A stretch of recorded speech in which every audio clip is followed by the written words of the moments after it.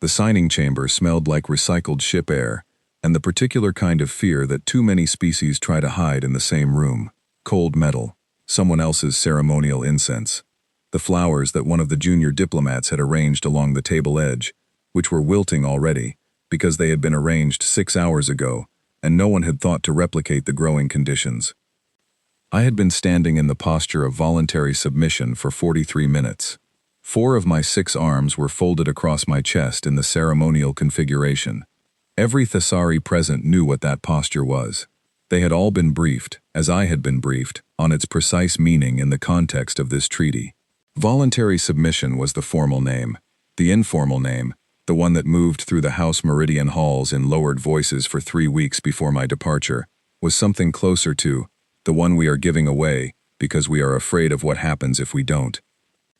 I am Valis of House Meridian, second-order diplomat, speaker of 9 languages, holder of 4 active treaty commissions, 2 of which I had personally negotiated from positions that my superiors described as unpromising, and I described as interesting.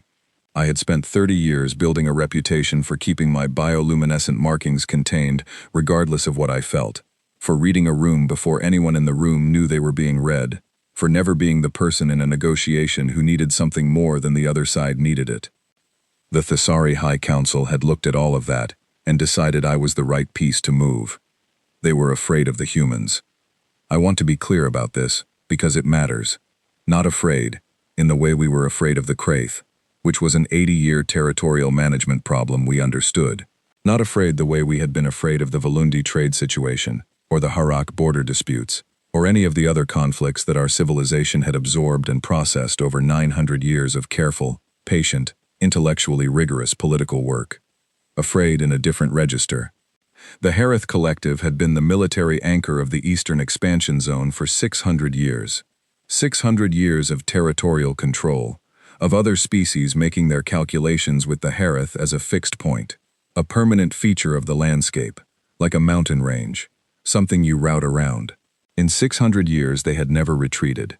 In 600 years they had expanded in 42 documented campaigns, and consolidated in 29 more, and lost exactly 3 of those engagements, and exacted very specific and very memorable costs from the species responsible for each of those 3 losses. The humans had engaged the Harith in 11 months, and the Harith had not retreated. The humans had not destroyed them either. That distinction was the part that kept surfacing in the intelligence reports in language that was trying to be neutral, and was not quite managing it. The humans had made the Harith understand what continuing would cost, and the Harith had done the calculation. 600 years of calculating exactly this kind of equation, and they had looked at the number they produced and they had stopped. The Thesari High Council read those reports and made their own calculation, and decided that the result required a personal insurance policy, a reason, embedded in the social and political structure of a human commander's life, for that commander to have preferred outcomes from Thesari survival. They had decided I was the insertion point. My name on a treaty, my person on a ship, my life, as the answer to a question they were afraid to leave unanswered. I was standing in the posture of voluntary submission, in a room full of wilting flowers and contained fear, and the human delegation walked in. 9 of them. I had studied all 9 files. I knew their ranks and their records and their biological parameters and their documented responses to stress. The one at the front, the one the other 8 drifted around rather than alongside, the way water finds the perimeter of a stone in a current, was Commander Ezra Cole. 37 Earth years, 6'2" in the system of measurement his species still used in casual reference despite having better options. 7 active combat theaters across 14 years of service. His record summary in the file used the phrase operationally exceptional in the dry tone of someone who had looked at the documented outcomes and wanted to say something else and had settled for what the format allowed. I knew all of it. I was not prepared for what the files had not included. He took up space differently than the data suggested, not physically, or not only physically, though he was large for his species, and moved with the particular economy of someone who had spent a long time in places where unnecessary movement had consequences. It was something else. The other 8 humans in the delegation, experienced, credentialed, capable, orbited him without apparent awareness that they were doing it. They deferred to his position in the room without looking at him to calibrate. They left space around him that they did not leave around each other. The room did the same thing. I watched it happen. He scanned the space when he entered. Combat reflex. I recognized it from the behavioral files. The automatic cataloging of exits and positions and personnel. The deep-wired habit of someone who has spent enough time in places where not knowing the exits had costs. His scan moved across the room in the smooth, rapid pattern of something that was trained into his body, rather than consciously directed. It reached me. It stopped. I met his gaze. Thesari protocol requires it during first contact. You hold the gaze long enough to communicate that you are not afraid. You do not look away from a potential ally or adversary. You hold it, and your markings hold their color, and you let the other party read whatever they are capable of reading. He held mine back. We looked at each other across the signing chamber for 3 seconds. He smiled. Not the social performance I had been briefed to expect from human diplomatic contexts, the managed warmth, the calculated approachability, not the specific smile that the behavioral file listed under interpersonal engagement strategies.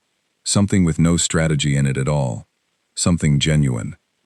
Something that arrived on his face because I was there, and he was looking at me, and he had decided, without apparent deliberation, to be glad about it. By the hollow stars. The treaty was read in 6 languages. Translation drones hummed at the perimeter. My name appeared 4 times. His appeared once. The document covered 47 points of mutual obligation, 6 escalation frameworks, 3 arbitration protocols, and 1 item listed at the bottom under the heading of cultural exchange and integration, which was the diplomatic language for what the council had actually arranged. He signed with his right hand. I watched his hands. I had intended to watch his face.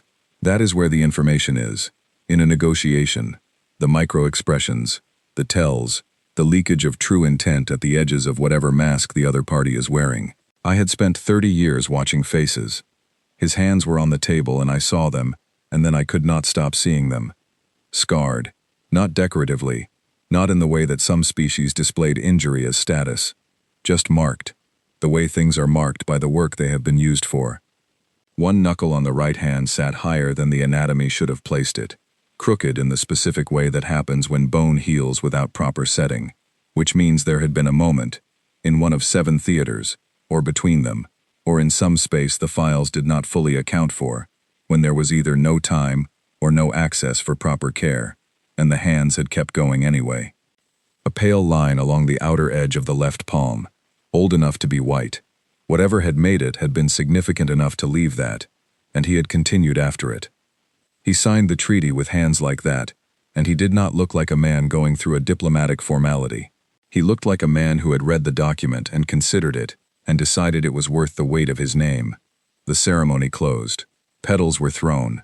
Human custom, adopted for the occasion. A stem broke loose from the table arrangement, the flowers finally giving up on the conditions, and it moved through the air in a slow arc. He caught it. Without looking, without any visible shift of attention from the signing elder who was speaking. His right hand came up, and the stem was in it, and then he turned and held it toward me. I took it with my smallest hand, the lower left one, the 6th. The gesture required nothing complicated from either of us.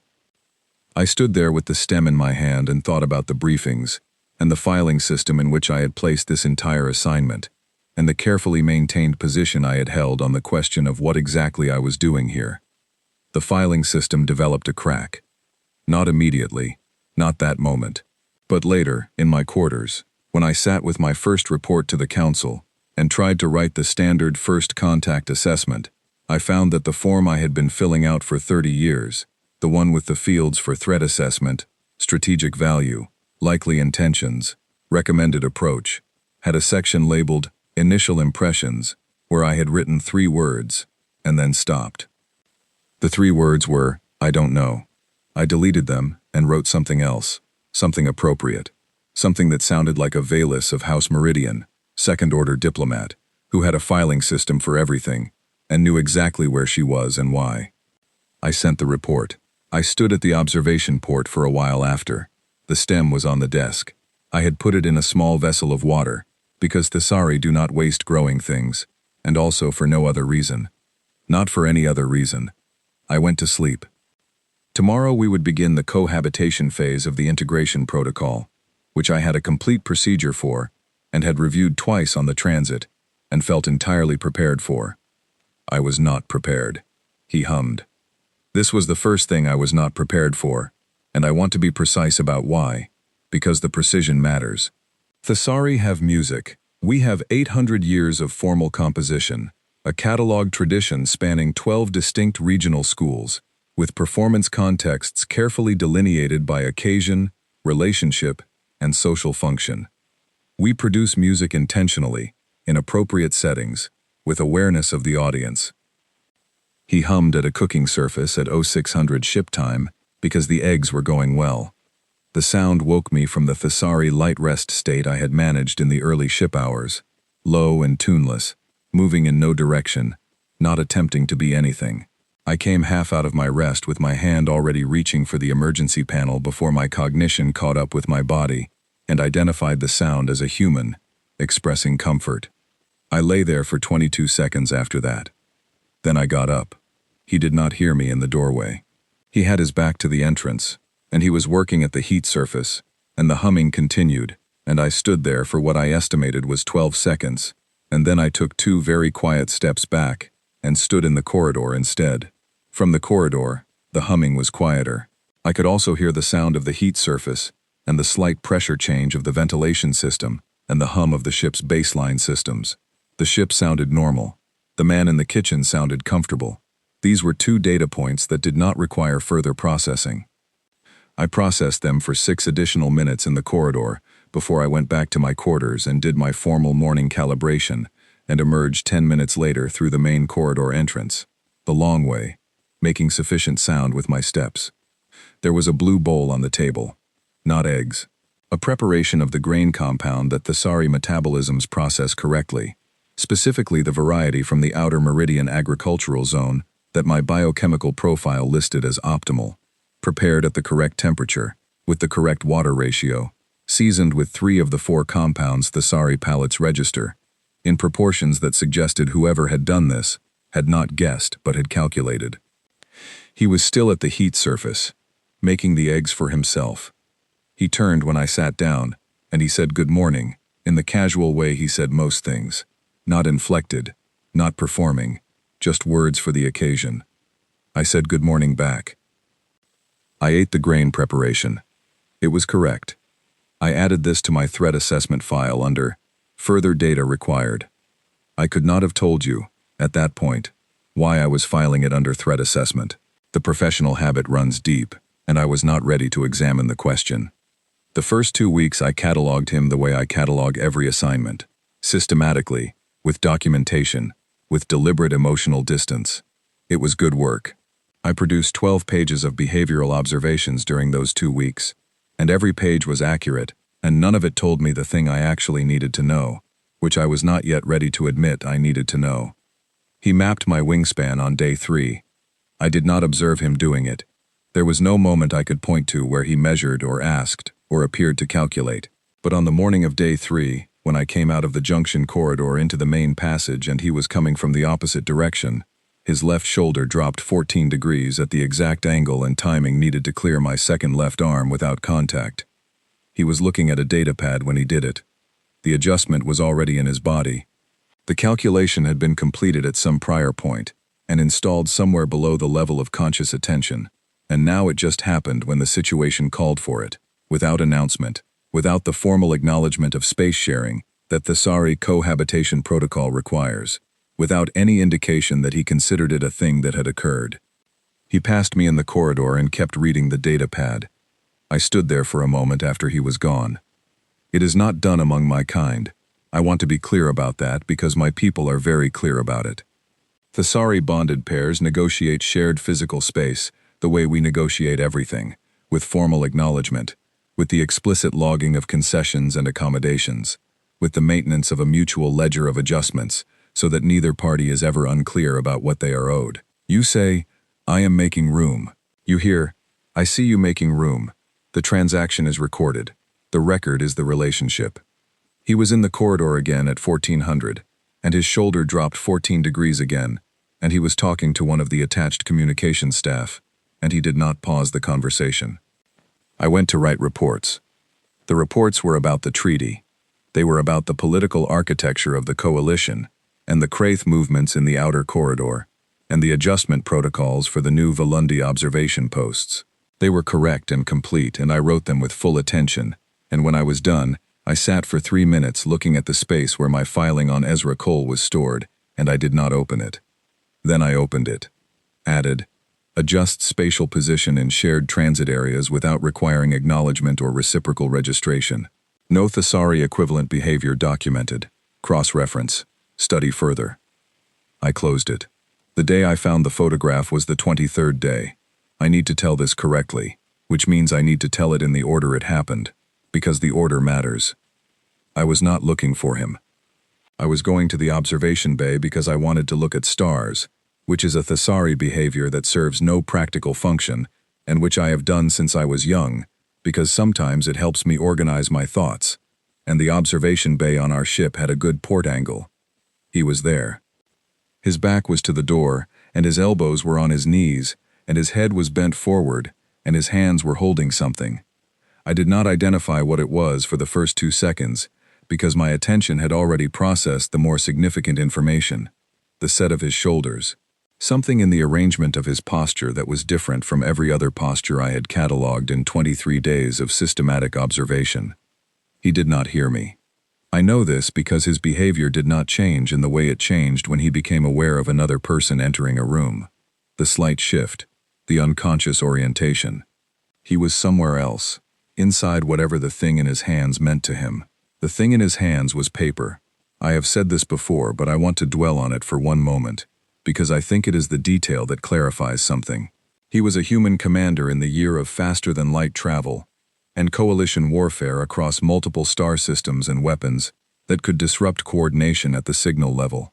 He was carrying a piece of paper on this ship, a physical photographic print, which required a printing process and physical care during transit, and a decision, at some point, to bring it, instead of the 1,000 other things you bring. Someone had decided this one needed to be real. I had 2 seconds to leave before he became aware of me. The door was still open behind me. I had not made the trip across the room. I could go back to the corridor and he would never know I had been there. I sat down next to him instead. I don't know why. I want to be honest about not knowing why, because the alternative is claiming I had a reason, and I did not. I sat down because he was sitting there, and there was space next to him, and something in me moved toward the space. That is the accurate account. He turned when he felt the shift in the air beside him. He did not startle. He looked at me and his face was wet, and he looked at me the way he sometimes looked at me when he said my name in the right way, like I was specifically there, like the fact of my being specifically there had registered and was something rather than nothing. Then he turned the photograph so I could see it. The dog was enormous, gray at the muzzle and the chest, the gray of something that had been alive for a long time, and wore the evidence of it in its fur. The photograph was taken close, the animal's face large in the frame, one ear slightly raised, the expression of a creature that knew the person behind the lens, and felt comfortable about that knowledge. "Bailey," he said. His voice was the same voice he used for everything, for briefings and corridor conversation, and the word "good morning" at the heat surface. He did not make it smaller or careful. It was just his voice. "She waited 4 years while I was on deployment. Past the week I got back. The week he got back. 4 years of waiting, and then the week he came back. I had no word for this in Thesari. Not for the 4 years. Not for what it meant to come back to that. Not for the person who had kept a paper photograph across however many transits this commission had already involved, because some things needed to stay real. I put my smallest hand on his arm. 6th arm. Lower left. The most dexterous of my fine motor appendages. It settled on his forearm lightly. Not a grip. Not a formal Thesari gesture of comfort, because there is no Thesari gesture for this precise situation. Just a hand, placed where there was an arm, because the arm was there, and the person it belonged to was in the part of an experience that is worse for being alone in. He let me. We sat there. The observation port showed the transit field in the way it always showed it. The stars doing the thing they do when you are moving among them, which is slowly, in a way that makes the distance feel like a fact rather than an abstraction. We did not speak. The photograph stayed in his hands. My hand stayed on his arm. The ship did what ships do. After a while he said, "Thank you for sitting." I said, "It is not done among my kind." He looked at me. A small expression crossed his face that I recognized from my catalog as the one that appeared when he found something worth thinking about. "What isn't?" he said. "This," I said, "sitting with someone in this kind of moment. We have formal protocols for grief. There are statements. There is a structure. There is a beginning and an end, and a calibration at the conclusion." "Does it help?" he asked. I considered this for longer than the question probably warranted. "It makes the grief smaller," I said. "It contains it." Does smaller mean helped? I did not have an answer for that. I noted in my catalog that this was a question I did not have an answer for, and filed it next to the grain preparation and the 14-degree shoulder adjustment and the stem in the small vessel on my desk. I went back to my quarters and wrote in my private file, the one that was not formatted for council transmission, the one with no report header and no diplomatic seal. "The predator I was looking for may not be in residence. I am beginning to suspect I was looking in the wrong direction. I am beginning to suspect that is going to be a problem." By month 2, I had stopped framing it as a potential problem. I was waking up 10 minutes before my sleep cycle required it. This was a fact I had been aware of for approximately 3 weeks, and had been categorizing under biological adjustment to new conditions, which was accurate enough that I had not examined it more closely. Then one morning I woke up 11 minutes early, and the kettle was already warming because I had started the warming process in the moments between waking and fully waking, before deliberate thought, and I was standing there putting the dried plant matter into the steep vessel, and I looked at what my hands were doing and I thought, this is not biological adjustment to new conditions. The tea was ready when he came out of the bedroom. It was always ready. It had been ready for 3 weeks, and we had not discussed it, and I had not drawn attention to it, and neither had he. And I want to say that was because the topic had not come up, but the more accurate account is that I had been not drawing attention to it with some care, and he had been very possibly allowing me that, and neither of us had needed to make it explicit. This is also not done among my kind. In month 3 he used my name. Not the human version. My actual name. The thesauri syllables, produced in the right order with the right tonal markers and the glottal click in the middle, placed correctly, which requires practice, because it is not a sound the human vocal structure produces by default. It requires specific learning. It requires someone to have listened carefully enough to know where the click belongs, and then worked at it until the mouth could find the placement without instruction. He used it when he needed me to hear him specifically.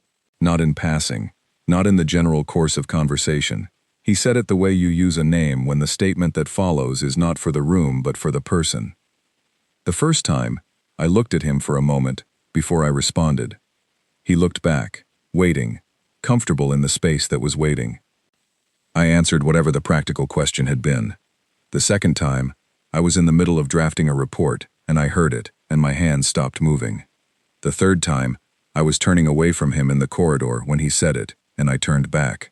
He said, "You left this," and held out my data pad, which I had set down somewhere and forgotten. I took it. "Thank you," I said. "Sure," he said, already heading the other direction. I stood in the corridor for 3 seconds. I added nothing to any file that day. The file was starting to contain items I was not sure how to classify, and I had developed a policy of letting the classification question rest when it was not yet ready to resolve itself. We were at month 4 when the alert came. I was awake before it arrived. The tea was made. The observation port was showing the meridian corridor from our current approach angle, which was one of the views I had found genuinely good in the sense of worth looking at for its own sake, and I was standing with the tea and not composing any diplomatic framing for the view, just looking at it. The alert hit 3 frequencies simultaneously. I knew what 3 simultaneous frequencies meant before the protocol translation came through.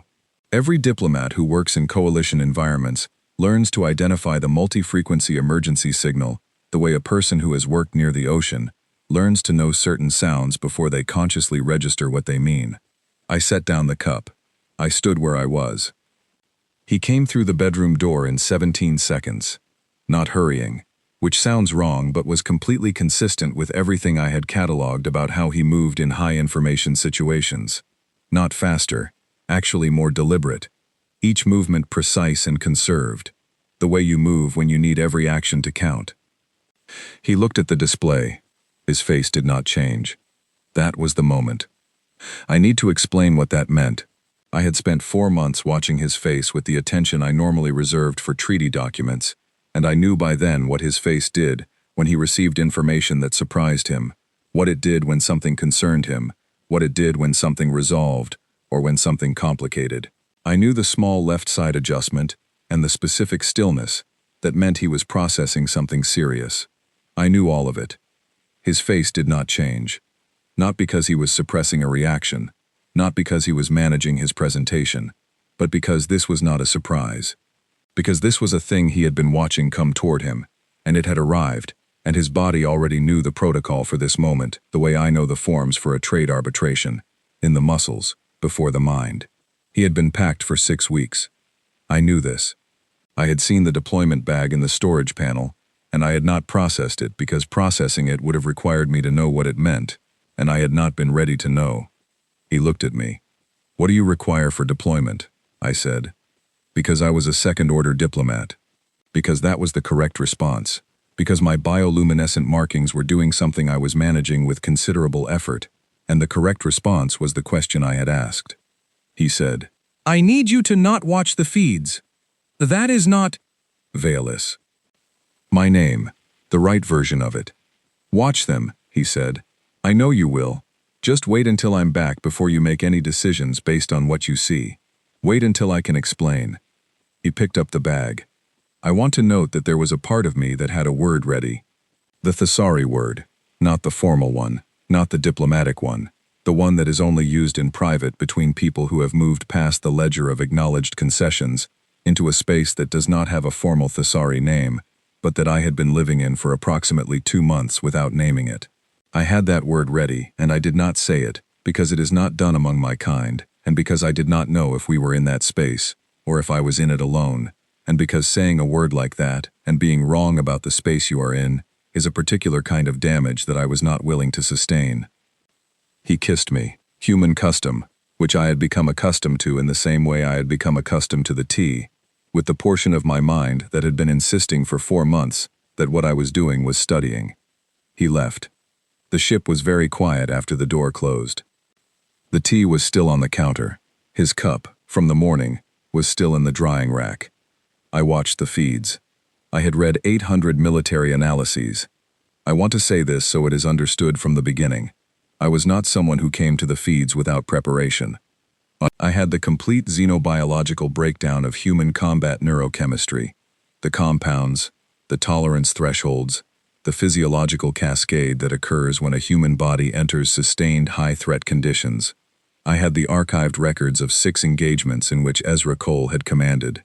I had the assessments of 3 separate coalition intelligence organizations, 2 of which had filed their reports in language that began with clinical framing and drifted, by the 3rd page, into something that was harder to characterize. I knew what I was looking at. Or I believed I did. The Kraith entered the Meridian Corridor at 0340 ship time, with 4 dreadnoughts positioned in the engagement configuration that their tactical history showed they used when they intended the outcome to be permanent. Not a posturing move, not a pressure application. 4 dreadnoughts in that specific arrangement meant they had decided something, and they were here to finish deciding it. Behind them, in the second wave position, was the weapon. No file I had access to had documentation on it. No designation, no origin, no prior deployment record. It was identified in the first 6 minutes of feed data by its effect, a signal disruption field that did not block transmission, but severed the coordination layer between fleet units. Ships could still speak to each other. They could not synchronize. They could not execute the kind of multi-unit maneuver that requires every piece to know what every other piece will do in the next 4 seconds. It was designed to turn a fleet into a collection of individual ships. Every coalition unit in the corridor went reactive within the first 6 minutes. I watched the formation patterns on the strategic overlay dissolve from coordinated structure into what the tactical analysis software was labeling, with the clinical term, positional fragmentation, which is the technical way of saying that a fleet became uncoordinated. His units did not fragment. I had the feed playing on 3 simultaneous screens. I pulled the tactical overlay onto the 4th. I watched the 40 seconds between the disruption hit and the point where chaos should have taken complete hold, and I watched his fleet not break. They were already moving. Not in the tight, coordinated lockstep of a standard engagement formation. That was gone. The coordination layer was gone. But in something else. A pattern. Each ship moving to a specific position. Each move fitting into the next, the way a key fits into a lock it was made for. And none of it was happening on a broadcast signal because the broadcast signal had been neutralized. It was happening from memory. The ships knew where to go because they had already gone there. Not in this engagement. Before it.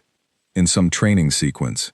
At some point that the engagement record did not show, and the deployment history listed as maintenance period. He had drilled his fleet in a formation pattern that did not depend on the coordination layer because it did not use the coordination layer. He had taken out the dependency. He had found the single point of failure in standard coalition fleet coordination, and he had engineered a procedure that did not have that point in it. Against a weapon that had no file. Against a weapon that no intelligence organization had documented. He had prepared for it anyway, which meant he had sat down at some point in the intervals between theaters, in some hours the records marked as rest, and he had thought, what is the thing I do not know about yet that could take everything apart, and how do I ensure that when it arrives, it finds us already capable of the response? I sat very still in front of the feeds for a long time after I understood this. The Kraith second wave activated at 0408. They came in from the southern approach, which the tactical overlay was showing me was exactly the angle that put the most pressure on the already damaged starboard formation edge of his fleet. This was not accidental. They had observed the first wave's effect, and they were targeting the portion of his fleet that was most disrupted. This is where the mathematics of engagement becomes simple and clear. You do not hold a position that costs more than it buys. When you are outnumbered and flanked and your coordination has been partially degraded, and the force coming at your most vulnerable edge is significantly larger than what you have to meet it with, you retreat. You fall back to a defensible position. You regroup. You preserve what you have for the next engagement. This is not weakness. This is survival arithmetic, and every spacefaring species capable of organized warfare has internalized it. He advanced. He moved his flagship forward into the engagement space that the Kraith were expecting him to vacate. He moved his remaining functional units into the southern approach intercept position. He closed the distance. The ambassador who had been standing behind me said something in his own language that I will not reproduce because I did not have the translation, and it would only be my interpretation. I had the tone. I noted it as, someone who has studied warfare for a long time and is watching something they do not have a category for. I knew the feeling.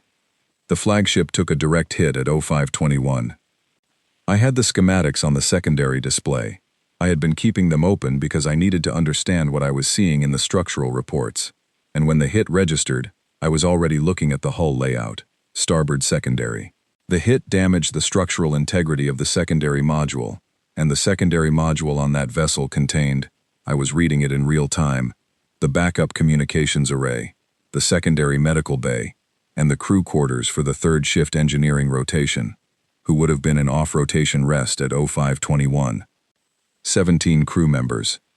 I knew immediately. The structural collapse probability for personnel in that section given a hit of that magnitude was not a number you needed to calculate for very long. I ran it, and then I stopped looking at the result and looked at the tactical feed instead. He was transmitting. The voice coming through the command frequency was his voice, and it was clear, steady, sequenced. The orders coming out in exactly the rhythm and precision they came out in before the hit, as though the damage had been folded into the running calculation, and the calculation had continued forward, as though the equation simply had new parameters, and the person working it had not paused. The next 3 orders he issued were, as far as I could determine from the tactical overlay, exactly correct. Not adequate. Not reasonable under the circumstances. Correct. The specific best available response to the situation as it existed. The move that used the damage as information, rather than being stopped by it.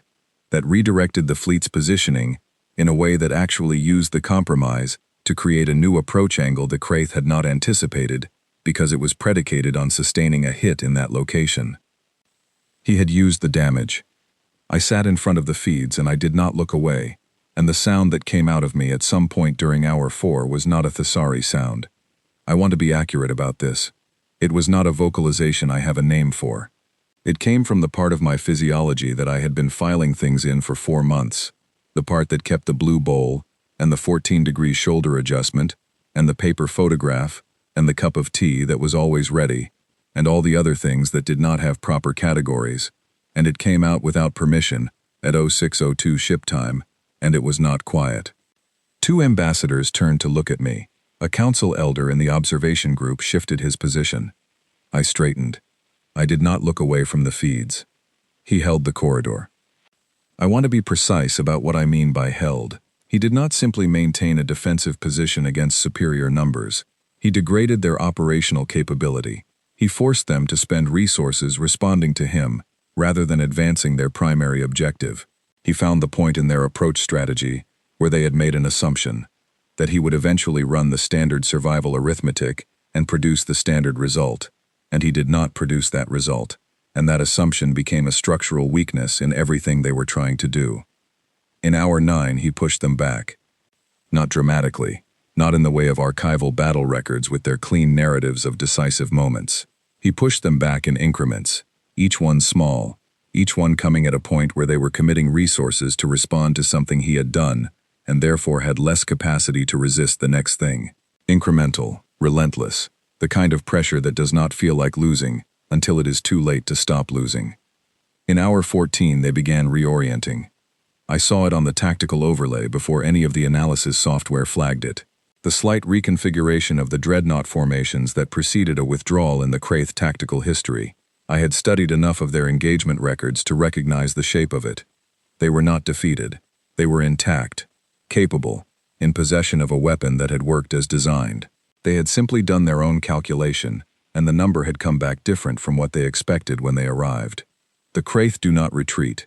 I said this before, and I want to return to it, because it is the fact that matters most for what I saw next. 400 years of documented engagement history. 400 years of the Kraith deciding that the cost of the alternative was always less than the cost of retreat. In 400 years of recorded warfare, across 112 documented major engagements, they had not turned their ships around and gone home. At 23:22 ship time, they turned their ships around and went home. The tactical feeds went quiet. The corridor was empty of Kraith forces in the way a room is empty after something has been there, the particular quiet of a space that recently had weight in it. I sat in front of the screens. I had been awake for 31 hours. I had been watching for 19 hours and 42 minutes. I did not know this yet. I found out later when I reviewed the session log. At the time, I simply sat and looked at the strategic overlay showing the Meridian corridor, with the Kraith formation gone, and his fleet holding the space they had held. Someone behind me said something. I do not know who. I did not register the words. I had watched something for 19 hours and 42 minutes, and I was sitting with what I had watched, in a way that was not comfortable, and was not clean, and did not fit into any report format I had ever used. I have, in my 30 years of diplomatic work, been in proximity to military action on 6 occasions. I have seen archival footage of 47 historical engagements.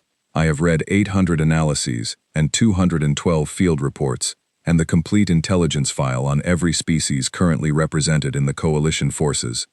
I had not been prepared. Not for the weapon I had no file on, not for the 40-second response, not for the advancement when survival arithmetic called for retreat, not for the voice coming through the command frequency after the hit, in the same rhythm as before it. I had not been prepared for what I felt watching it. There is a word in thesauri, an old word, not from the current diplomatic vocabulary, from the era before we became a civilization that solved things through negotiation, rather than force. The word is vialith. It does not translate cleanly. The closest I can do in this language is a thing that changes the shape of what it moves through, not by breaking it, but by being more present than whatever it encounters can account for. We use the word mostly in historical texts now. We use it for rivers that carved canyons, for ideas that reorganized civilizations, for the kind of leader who does not command a room, but simply is in a room, and the room becomes a different thing. I had a word for what I had watched. I did not have a word for what I was. I started the council report at 0100 and deleted it at 0130. I started it again at 0145 and got 4 paragraphs before I stopped. The 4th paragraph began, "It would be incorrect to characterize what occurred at Meridian Corridor as a military engagement in the conventional sense. What occurred was closer to," and then I stopped because I did not know how to finish the sentence in diplomatic language without the diplomatic language becoming inadequate in a way that would be immediately apparent to anyone who read it. I wrote in the private file instead, the one with no header, the one I was keeping for myself because some things were not for the council. I wrote, "I watched him hold a thing that should not have held. I watched him use damage as direction.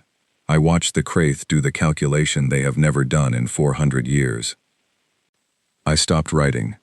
I sat in the diplomatic office in the quiet of the ship at 0200, and I thought about the council, who had sent me here as insurance, who had filed me under necessary expenditure for the preservation of treaty relations with a species we are afraid of. They were afraid of the right thing. They were just afraid in the wrong direction. They had been thinking about what he would do to us if we were enemies, and they had sent me to make that question irrelevant. But that was not actually the question. I understood that now, after 19 hours and 42 minutes. The question was not, what will he do to those who stand against him? The question was, what does it mean to be the kind of thing that does what I just watched? And that question did not have a diplomatic answer. I turned the feeds off at 0230 and sat in the quiet and waited for the debrief to end. The debrief lasted 9 hours and 14 minutes. I know because I was counting from the moment the conference room sealed at 0630 to the moment the lock disengaged at 1544. 9 hours and 14 minutes during which I drafted, revised, and destroyed 3 versions of the council report, walked the length of the ship 3 times, in the careful, deliberate way I walk when I need my body doing something so my mind can be somewhere else, and stood at the observation port for 1 continuous hour, staring at the Meridian Corridor, without producing a single formally useful thought about it. The strategic implications were clear. I could write those asleep. The weapons system assessment, the recommended revision of coalition engagement projections, the formal request for updated intelligence briefings on Kraith weapons development. I could write all of it, and write it well, and what I produced would be correct and complete, and would be filed in the appropriate archive, and would contribute to the overall diplomatic management of the situation. What I could not write was the thing I had actually seen. There is a protocol in Thessari diplomatic culture for what we call the untransmittable observation. It acknowledges that there are things a diplomat witnesses in the field that cannot be communicated to the council in any form that would allow the council to actually understand them. Not because the events are complicated or the language is insufficient, but because some things require presence. Some things have to be in your chest, specifically, for you to know what they are. The untransmittable observation has a formal procedure. You document it in the private file, dated and sealed. You write the event and the effect. You note that you were present and the council was not, and that the gap between those 2 positions constitutes a genuine limit on what can be conveyed. And then you write the diplomatic report separately, which covers the facts, the analysis, the recommendations, and you let the gap be what it is. I had never used the untransmittable observation protocol in 30 years of diplomatic work. I sat down at 1200 and opened the private file. I sat there. I had been writing in this file since month 2. Small things. The 14-degree shoulder adjustment. The grain preparation in the blue bowl. The photograph of Bailey and the specific sentence, "She waited 4 years while I was deployed. Past the week I got back." The tea. The name used correctly. The deployment bag that had been packed for 6 weeks. All the small accumulated evidence of a situation I had been refusing to name. I had been refusing to name it because naming it would have made it real in a way that I was not ready for it to be real, and I was a Thessari diplomat of the 2nd order, which means I had been trained since early adulthood to manage the gap between what is real and what I am ready for, with the kind of discipline that most people mistake for coldness. I was not cold. I had never been cold. I had been careful. There is a difference, and I had known the difference for 30 years and had never needed to explain it, and I was explaining it to myself now, at 1200 in the diplomatic office with the feeds off and the corridor outside the observation port doing what it did after the kind of night it had had. I was not cold, and I had watched 19 hours and 42 minutes of something I did not have the category for, and the thing I kept returning to, the specific moment I kept returning to out of all of it, was not the weapon, or the formation, or the advancement when survival arithmetic called for retreat. It was the voice after the hit, his voice coming through the command frequency at 0522, 1 minute after the strike that took out the secondary hull, in exactly the same rhythm and clarity and steadiness as it had come through before, not managed, not performed. Just continuing, as though the damage had been assessed and categorized and the body had said, "This is the new condition, these are the new parameters. Move." I had read the xenobiological profile on human pain tolerance. The file described it as aberrant, relative to coalition baseline. The field reports used the word absurd. Both of those characterizations were accurate, and both of them missed the thing I had heard in that voice, which was not the absence of pain or the suppression of pain but something more interesting and more alarming. The pain had become information. The damage had become data. The body had taken the thing that should have been stopping, and it had fed it forward into the next decision, and the decisions had kept being correct. I did not have a thesauri word for this. I was sitting there without a thesauri word for it at 1200, when the conference room disengaged its lock at 1544, which means I sat there for 3 hours and 44 additional minutes, in the interval of time between when I thought I had been sitting and when I actually was, which is something that had not previously happened to me in 30 years of diplomatic service. He came through the door of the diplomatic office at 1602. I had expected him at some point. I had not predicted the specific shape of his appearance, which is this: the burn along the left side of his jaw that the medical team had dressed and sealed but that was still red, the red of something recent rather than something old. The way he moved through the door, not the deliberate conservation of movement that he used in high-information moments, but the opposite, the movement of someone who has been holding something upright for a very long time, and the thing has been put down, and the body is remembering itself.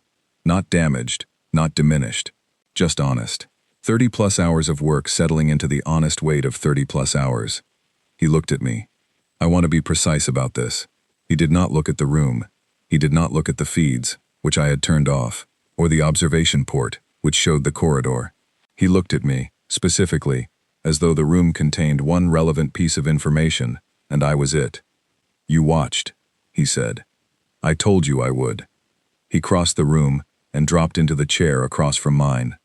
Dropped, not sat, not placed himself, dropped, the way something drops when gravity is suddenly allowed to be honest about its opinion. He put his forearms on the table, and his hands were flat on the surface, the scarred ones, the crooked-heeled ones, and they were still. "Did you sleep?" he asked. That is not veilless. The click in the right place. "No," I said. He nodded. He did not say anything else about it. He did not say the obvious things about what would have happened if I had slept, and what would be different, and what I should have done. He had a policy. I had been cataloging it for 4 months without formally acknowledging that it was a policy, of not using the obvious thing as leverage when the obvious thing would only be useful to him. He knew when he was right. He did not spend it. I had updated my position on whether that was strength or weakness approximately 3 months ago. He looked at me for a moment, the way he sometimes looked at things when he was actually looking at them rather than scanning them, which was a different quality of attention, fuller and more deliberate, and without the efficient economy of the tactical habit. "Are you okay?" he said. 4 words. Not the situation, not the treaty, not the corridor or the Kraith or the weapon that had no file, or the 17 crew members in the secondary hull. I already knew he had their names, all 17, that he had personally requested to be part of the notification process for each family, that this was not a policy or a procedure for him, but a specific thing he did, because of a specific thing he believed about what those names meant. Not any of that. Me. "Are you okay?" I sat with the question. In month 1, I would have given him the diplomatic response. "I am functioning within normal parameters. The mission protocols are being followed. I appreciate your inquiry." In month 2, I might have given him the slightly more honest version. The assignment has required some adaptation I am managing. By month 3, I had begun to understand that he asked questions in order to receive answers, rather than to exchange the social currency of mutual inquiry, which is what most questions in most diplomatic contexts actually are. He was asking because he wanted to know.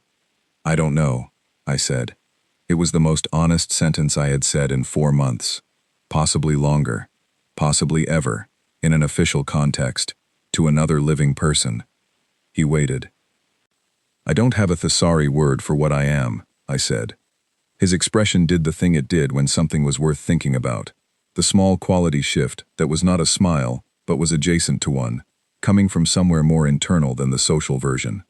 We have a word, he said. I looked at him. I did not ask which one. I knew, with the certainty of something I had been accumulating evidence for, without admitting I was accumulating evidence, which one he meant. I had been sitting across from that word for 4 months, in the blue bowl, and the photograph, and the 14 degrees, and the tea that was always ready, and the name said correctly, in an empty corridor. I knew which one. I pushed my chair back. I went to the galley. The kettle was where it always was, and the dried plant matter was in the second container on the left, where it had been since week 1, when he organized the supplies and I had watched him do it without appearing to watch him do it. I filled the kettle and set the temperature, and I stood at the counter while it heated, and my bioluminescent markings were doing something I was not going to manage right now. I was going to let them do it, and I was going to stand at the counter and wait for the kettle. The thing about the tea is that I had stopped tasting it as bark, with ambitions, somewhere around the 6th week. I had not noticed the transition. I had been analyzing it as a cultural artifact for 6 weeks, and then one morning, it had stopped being an artifact and become a beverage, and I had not marked the moment, because I had not been ready to mark it. The kettle reached temperature. I poured the water over the dried matter in the vessel. I watched the color come out of it, the particular amber that meant it had steeped correctly. I poured it into the cup he used, the one that was slightly larger than the other ones, that held the heat longer. I brought it back to the diplomatic office. I put it in front of him. He took it with both hands. He wrapped both hands around it, the scarred ones, and he was careful. I watched him be careful, about the temperature. He lifted it, without burning himself. He was deliberate about it. I found this so precisely the funniest thing I had ever witnessed, that I had to look away from him for a moment and look at the corridor through the observation port, because what was happening in my chest was not something that had a name yet, and it was making my markings very difficult to manage, and I needed 30 seconds. 30 seconds. He drank. I sat down across from him, and I looked at the table, and I let the thing in my chest be what it was. 17, I said. Yes, he said. We did not say anything else about the secondary hull. He would spend the time he needed to spend on it, in the way he spent time on the things that mattered to him, quietly, privately, with complete attention and no performance. He would contact every family, in the specific way he did that, and it would cost him exactly what it cost, and he would not diminish the cost by carrying it in a way that was visible to anyone who was not supposed to see it. He was letting me see it. I understood that. I had understood it since month 1. Every time he let me see something he did not perform for the room, it was a deliberate act. He did not have a complicated system for deciding who saw what. He simply was what he was, with people he trusted, and managed the version of himself the rest of the world received. I had been in the inner group for at least 3 months. I knew this now. The weapon, I said. I know, he said. You knew it was coming. He looked at me. I knew something like it was possible. I knew what it would do if it existed. I prepared for the possibility. How long ago? He considered this. Between Callaway and the threshold engagement. About 18 months before tonight. 18 months. 18 months before a weapon with no intelligence file. He had sat down in the interval between 2 theaters of a 7-theater career, and he had thought, what is the thing that does not exist yet, that would take everything apart? And he had built the response to it while it was still hypothetical. Is that something you do often? I asked. He looked at me with the specific attention of someone who had been asked a question they were considering honestly rather than strategically. Yes, he said. I sat with that. What are you preparing for now? I asked. He looked at the corridor outside the observation port, at the space that was quiet now, and marked and changed and still his. "Whatever comes after the Kraith decide what they do next," he said. I nodded. We were quiet for a while. The ship did what it does. The corridor sat outside the observation port the way it was going to sit now, the way places sit after the thing that defines them has occurred, with the weight of it settled in. His cup was 3/4 empty. "The council report," I said. "What about it?" "I cannot write what I actually observed." He looked at me. "I mean, I could write accurate facts," I said. "I could document the weapon, and the formation, and the timeline, and the outcome. I could produce a report that was correct in every verifiable detail. But the thing I actually saw..." I stopped. He waited. "I don't have the format for it," I said. He looked at the table for a moment. Then he looked at me. "You could write it for yourself," he said. "I have been," I said. He nodded, like this was the answer he had expected, like he had known I had been keeping the private file without me telling him, which he might have, which was not something I was going to examine tonight. He finished the tea. He put the cup on the table, and he was quiet for a moment, and then he said, "I'm going to sleep."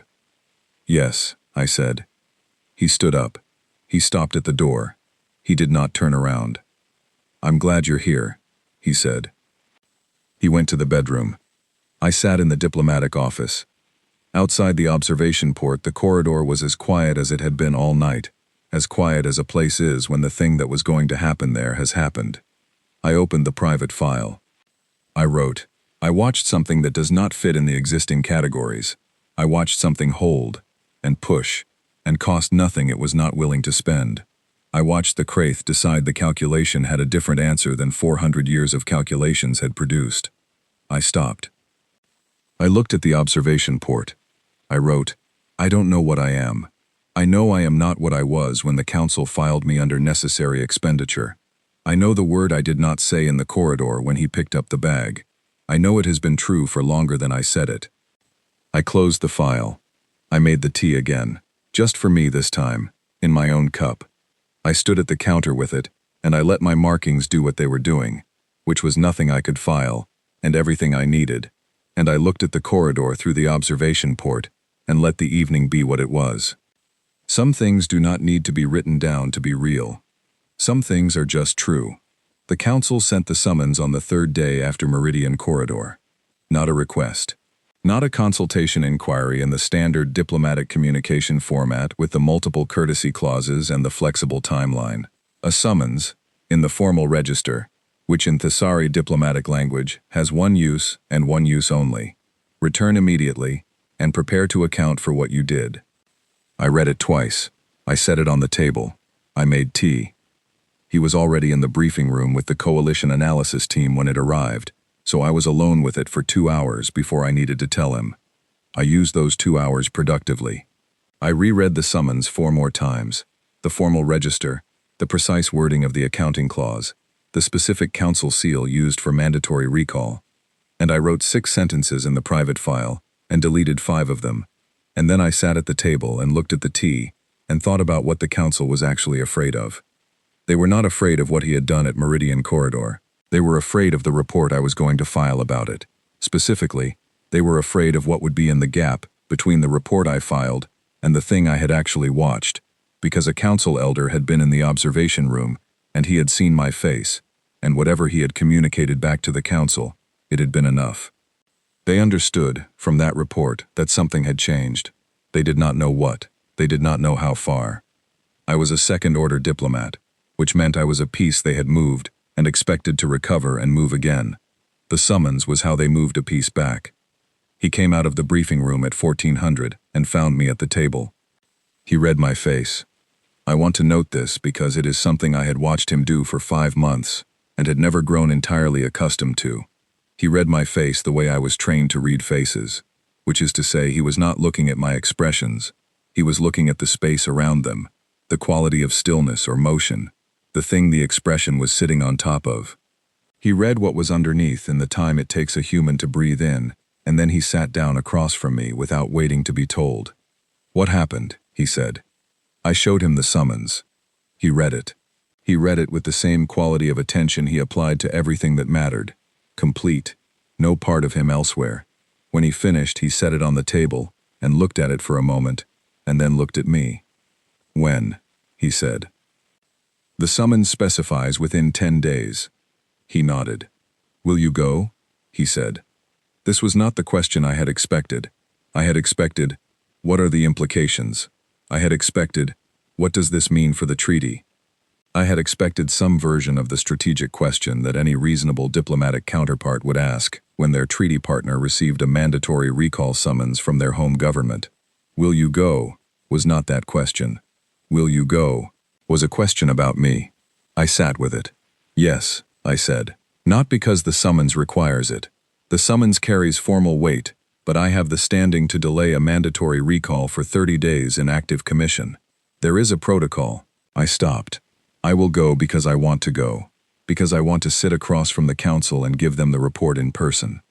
"What will you tell them?" he said. "The truth," I said. "The complete and full truth, which is the thing the report format does not have room for, and which I have been writing in a private file for 5 months, and which I think they need to hear from me specifically, because they sent me here as a piece to be moved, and they should know that pieces change." He looked at me. "Pieces change," he said. "Yes." Something in his face was doing the thing it did when he was thinking something he was not going to say out loud unless I asked. I had catalogued this specific expression in month 2. I had been waiting for him to say whatever was behind it since month 2, and he had not said it, and I had not asked. And we had both been living in the space of the unsaid thing, with a kind of patience that was specific to both of us. "Ask me," I said. He looked at me for a moment. "What changed?" he said. "Not when, not how, what?" I had been writing the answer in the private file for 5 months, and I had not finished writing it, which meant I had not finished knowing it. And the honest answer was that the answer was still becoming itself. But there was a portion of it that was finished, that had been finished for a while, and he had asked directly, and he deserved the direct version. "You did not behave like what I was told to expect," I said. He waited. "I was briefed on human military capability. I was briefed on your specific record and your documented psychological profile, and the strategic value of our alliance. The Council's position was that you were a force to be managed, not contained. They were clear that containment was beyond their capability, but directed, oriented, given sufficient personal investment in our survival that your force would be pointed away from us. And," he said, "and you made grain preparation in the correct proportions on the first morning," I said, "and you adjusted in the corridor without requiring acknowledgement, and you sat in an observation bay with a piece of paper and you turned it so I could see." He was quiet. "You were not behaving like something to be managed," I said. "You were behaving like a person, and I had been told about the military record, and the engagement history, and the Harith Collective, and I had been told all of those things as a framework for understanding what I was dealing with, and none of them told me about the person." He looked at the table. "The person is the same as the record," he said. "I don't have 2 versions." "I know," I said. "That is the thing that changed." We sat with that for a while. The summons was on the table between us, and the observation port showed the corridor, still scarred, starting the slow process of whatever comes after, the administrative work of return, the debris management, the beginning of the next question. "I'll go with you," he said. I looked at him. "To the council," he said, "if you want." There were approximately 14 implications to this statement that I could identify immediately, and a probable additional 6 to 9 that I would identify on reflection. A human commander presenting himself before the Thessari High Council was not a standard diplomatic event. It would create precedent. It would require preparation on the council's side that they had not anticipated. It would change the shape of the meeting in ways that might make certain things I intended to say more or less possible. I was thinking about all of this, and I was also thinking about what it meant that the first thing he had said was, "if you want." Not, "it would be strategically beneficial." Not, "it strengthens your position." Not, "the treaty implications suggest." "If you want." "Yes," I said. He nodded. We left the next morning with a small attached delegation, 4 coalition observers, the primary treaty archivist, and his senior tactical officer, whose name was Owen, and who had been with him since the Callaway campaign, and who regarded me, I had always felt, with the careful assessment of someone trying to determine whether I was good for the person he was assigned to. I found Owen in the corridor on the morning of departure, and I said, "Callaway." He looked at me. "Tell me about Callaway," I said. "The things that are not in the file." Owen looked at me for a long moment, with the expression of someone recalibrating something. Then he told me. I will not reproduce everything Owen told me, because some of it is his to keep, and some of it was Ezra's to keep, and I am writing this in the private file, not the council report. But I will say this. By the time Owen finished talking, we were an hour into transit, and what he had told me was the thing the 7 theater record had around it but not in it, the human content of the career, the specific texture of what it had been to be present for the decisions that produced the documented outcomes. Callaway had been bad, not in the sense the file acknowledged, casualties, strategic complications, withdrawal. Bad in the way that things are bad when you are the person who had to decide, and the decision was right, and the right decision still cost what it cost. Owen did not say this explicitly. He did not need to. He described the sequence of events and the sequence of decisions, and I heard what was between them. He doesn't talk about it, Owen said. Not as information, as a fact that had its own shape. He doesn't talk about most things, I said. No, Owen said, but you know about them anyway. I looked at him. Owen had the expression of someone who had reached a conclusion and was comfortable with it. Yes, I said. We arrived at the Thesari High Council facility on day 6. The council chamber is a room I have been in 43 times in my career. I know it the way I know formal diplomatic spaces, by function, by the specific social geometry of who stands where and what that positioning communicates.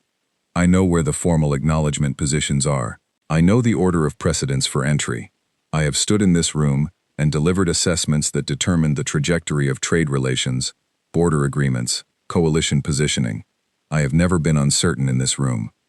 I was not uncertain when I walked in. I want to be clear about that. I was something else, something adjacent to uncertainty but oriented differently. Not knowing what would happen, but knowing exactly what was going to happen, and having decided to be the one who made it happen. Ezra walked in beside me. The council had not been told he was coming. I had made this decision deliberately, for reasons that were partly tactical, and partly something else, something that came from the portion of me that had been running the private file for 5 months, and had grown certain about certain things. The council elder on the central dais, Councillor Ryan, who had been on the oversight board for my commission, who had been in the observation room at 0602, when the sound came out of me that was not a Thesari sound, looked at Ezra Cole, standing in his council chamber, and produced an expression I had not previously seen on Ryan's face in 30 years of working proximity. Something very close to surprise. I allowed myself a moment with that. Then I stepped forward.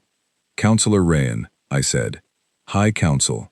I am here to deliver the assessment requested in the formal summons, which I will deliver in full and in person, as the protocol requires. I have brought Commander Cole with me because the assessment requires a witness, and he is the most relevant one available. Ryan looked at Ezra. Ezra looked at Ryan. Commander, Ryan said, in the careful register of someone deploying diplomatic language as the only available structure for a situation that was somewhat outside the designed parameters of that structure. Counselor, Ezra said. His voice was the same as it always was, calibrated, direct, present. He was not performing calm.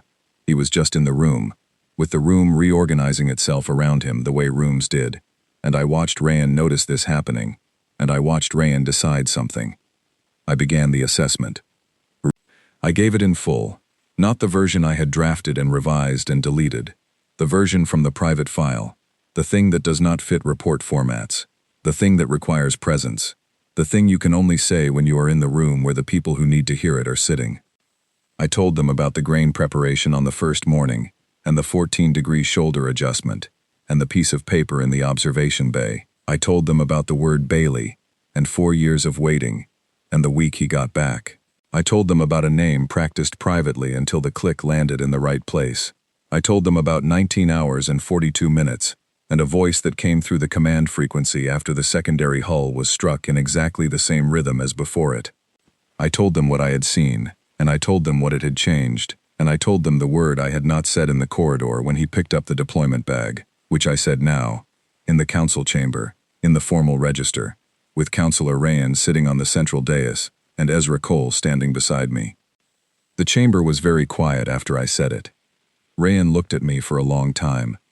"You understand," Rayan said carefully, "that this was not the expected outcome of the commission." "I understand," I said, "that the commission produced the correct outcome. The expected outcome and the correct outcome are not the same thing, and the council sent me because I had 30 years of experience knowing the difference." Rayan looked at Ezra. "Wascom." Ezra met the look. "You broke our diplomat," Rayan said, in the tone of someone who was not certain if they were making an accusation or a statement. Ezra said, "I found a person who was working very hard to be a diplomat." The chamber was quiet for 3 seconds. Rayan made a sound that I had never heard from Rayan before. It took me a moment to identify it. Rayan was laughing. Not the formal Thesari acknowledgement of recognized humor, not the polite response to diplomatic levity. Rayan was actually laughing, the involuntary kind, in a council chamber, and 2 of the other council members were exchanging looks that I recognized as the expression of people watching something happen that has not happened before, and not being entirely sure how to file it. I stood there. My markings were doing something I was not managing at all. "The treaty holds," Rayan said, when the sound had settled. "Yes," I said. "What you have become in its service is harder to summarize," Rayan said. It was a near-exact echo of the sentence I had written in the private file on the night of the corridor, which I had not transmitted to the council, which Rayan could not have read. I looked at Rayan. "No," I said. "It is very easy to summarize. I just didn't have the word for it when I arrived." We took the transit back to the ship that evening. The coalition had already begun the formal debrief on the corridor engagement, the redistribution of intelligence assessment responsibilities, the revision of coalition military projections that would need to be updated in light of what a human battle group had done against 4 Kraith dreadnoughts and a previously undocumented weapons system. The administrative machinery of Aftermath was fully engaged and would be for months. I sat in the transit bay with my private file open.